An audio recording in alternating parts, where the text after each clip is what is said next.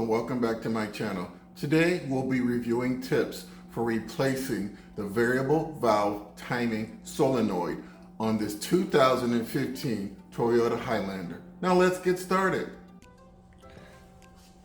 So you might ask, what are some of the symptoms of a faulty solenoid? Well, you could have a check engine light with a P code P0010. You could have an unstable idle. The engine dies at a hard stop. Using more fuel than normal. Having low power on hills. And also, you could have very dirty oil. And I just want to say at the beginning here, if you haven't changed your oil, you should probably change it prior to checking the condition of your solenoids, because oftentimes if you have extremely dirty engine oil, that will directly affect the operation of the solenoids. All right, so let's go ahead now and identify the locations of the solenoids. We have a V6 engine, so here's one engine bank here with 3 cylinders, and there's another engine bank back there with 3 cylinders. Right here, you have your intake variable valve solenoid. It's closest to the intake. And then you have your exhaust solenoid for this bank. Right here, you have your intake. And back here, you have your exhaust solenoid. So there's a total of 4 solenoids. Now let's talk about our supply list.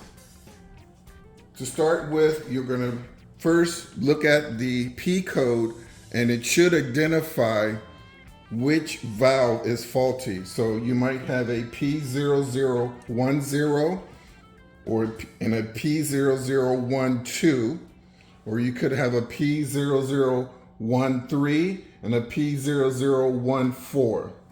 So you have to work with your parts company to figure out exactly which one of your solenoids is bad, but they should each have a different number depending on the bank location. Secondly, we're going to have a 10mm socket with a ratchet and a flat tip screwdriver if needed. Okay, so for demonstration purposes, I'm going to remove and reinstall the solenoid in the center of your picture, but I just want you to know that all solenoids can be removed and installed in the same manner. So let's go ahead and remove the solenoid. Got my 10mm socket, and there's a bolt right there.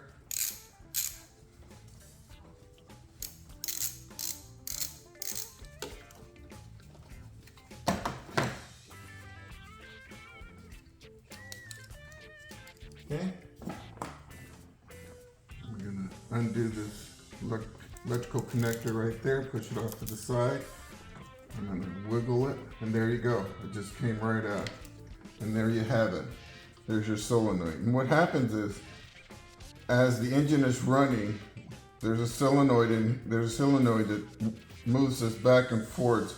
And as it moves back and forth, it opens and closes these little openings. You're getting lubrication up in the upper head of the valve cover.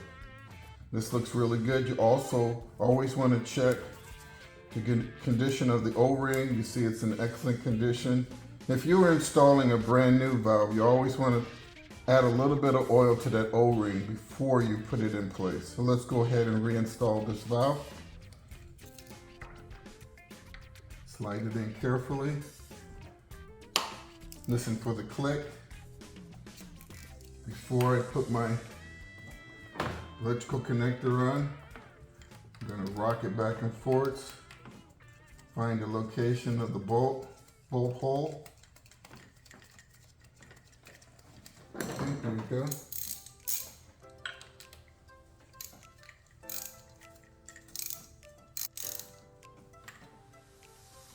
Okay, I would say maybe 10 to 12 foot-pounds of pressure. Double check. Put on the click, and there you go.